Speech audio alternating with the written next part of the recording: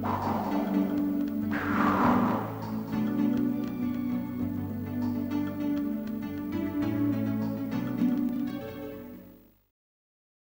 might remember a little while ago I shared some thoughts on Hoverstrike with you in a short video. Jesus H. Christ. Oh, God. Now, yes, I was a little, let's say, steamed while playing that level in the clip because of its insanely boneheaded design. However, that's not to say the entirety of Hoverstrike inspires this manner of contempt in me. Hoverstrike can be a fun experience. Dump a hovercraft into a game of Battlezone and add in some actual objectives, and there you go. You've got Hoverstrike. The player has the ability to view the action from a completely pointless external view, lock onto enemies, identify targets with their computer, and switch between a series of additional weapons if they don't want to simply stick to their boring old regular bullets.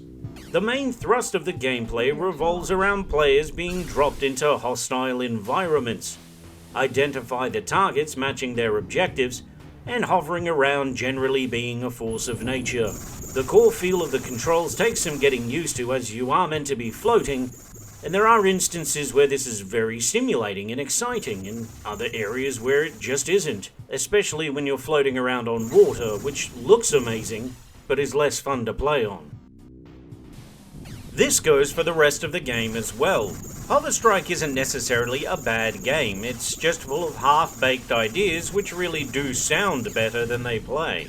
Realistic water is a cool feature and looks great, but makes navigation horrendous. The exterior view is cool, but is totally useless.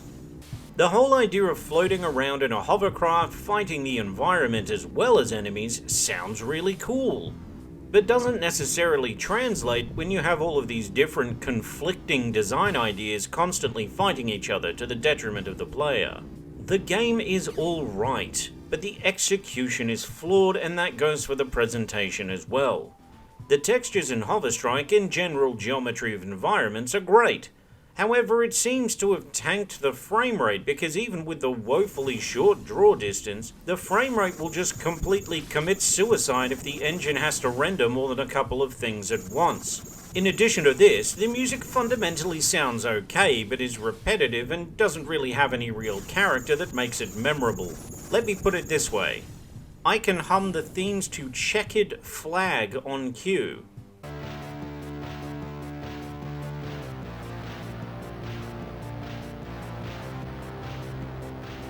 But all I can remember of the Hoverstrike soundtrack is the sound of a cat's tail being stepped on and